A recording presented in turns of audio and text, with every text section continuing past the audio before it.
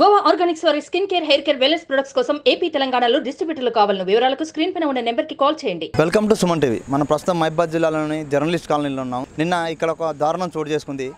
అసలు దొంగతనాలు జరగాలంటే నైట్లో ఎప్పుడో మధ్యరాత్రి జరుగుతుంది. కానీ ఇక్కడ వినూత్నంగా నిన్న మధ్యాహ్నం పట్టపగలే ఒక ఇంట్లో చోరీ జరిగింది. బానోత్ లక్ష్మణ్ చుక్కమ్మ వాళ్ళ ఇంట్లో మిట్ట మధ్యాహ్నం చోరీ జరిగింది. ఎందుకనంటే వాళ్ళు ఆమె ఆరోగ్యం బాగోలేక 1,10,000 రూపాయలు పక్కన అప్పు తెచ్చుకొని ఇంట్లో పెట్టుకున్న సంఘటన.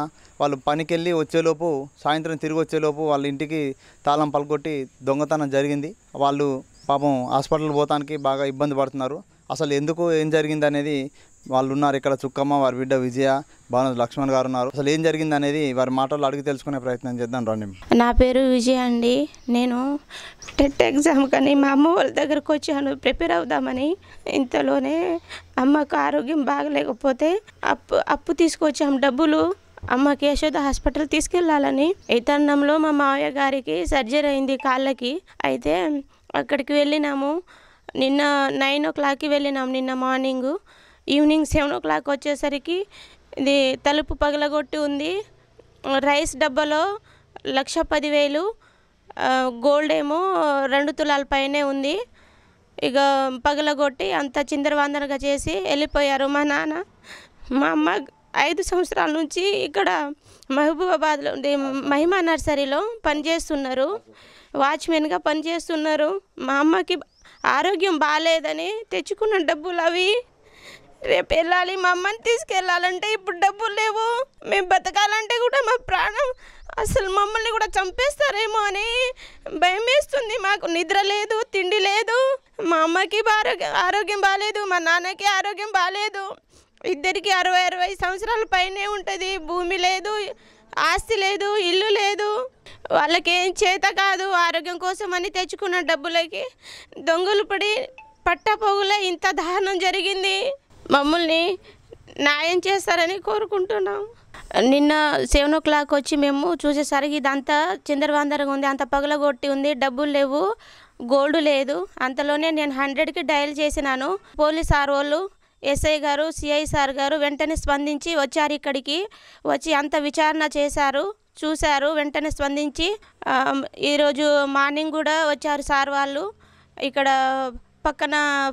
పక్కన ఇంటి వాళ్ళ ఈ వీళ్ళ నేము, ఇటు పక్కన వాళ్ళ నేము చూశారు. అంతా ఎంక్వైరీ తీశారు. బాగానే స్పందించారు.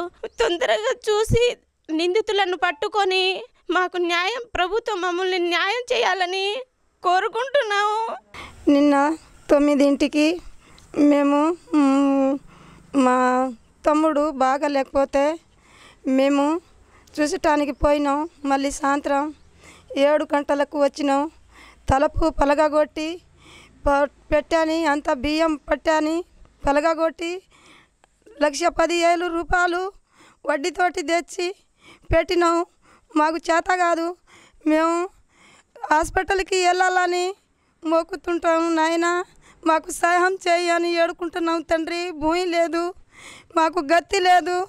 ఒక పాపనైతే పెళ్లి చేసినాం.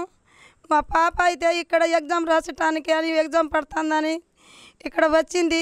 మా పాప కూడా మేము అందరం పోయినాం. మా ఆయన నర్సరీకి అనంతరం పోయిండు. పొద్దున 7ంటికే, సాయంత్రం 6:30 గంటకి వచ్చిండు. బయటనే ఉన్నాడు. తలుపు ఇక్కడ నుంచి గేటుని తాళం తీసి ఇక్కడ వచ్చి చూస్తే బుర్ర తాళం అంతా పలగగొట్టి, ఇంట్లో చూస్తే ఆ పెట్టని తాళం అంతా పలగగొట్టి అంత చీకులు అంతా వేసిపోయారు. నాయన మాకు న్యాయం చేయరు తండ్రి. మా తండ్రులు మీరే, మాకు గతి లేదు నాయన. ఈ ఏజ్ మీద మేము అన్ని సంవత్సరం నుంచి 5-6 సంవత్సరం నుంచి ఇక్కడ బతున్నాం. మేము జీతం ఉండి, వాచ్మెన్ ఉండి, నర్సరీలో మేము ఆపదానైనా చేస్తే మీరు వచ్చి అయినా చూడండి, మాకు సహాయం చేయని మోగుతున్నాం తండ్రి. మీ కాళ్ళ పడతా కానీ మాకెళ్ళి చూడురా నాయన. ఇగో మా పరిస్థితి అట్లా ఉంది. మేము ఏ కష్టం చేసినా ఈ ఎండ అంతా మా మీద వెళుతుంది, వర్షాకాలం అంతా మా మీద వెళుతుంది.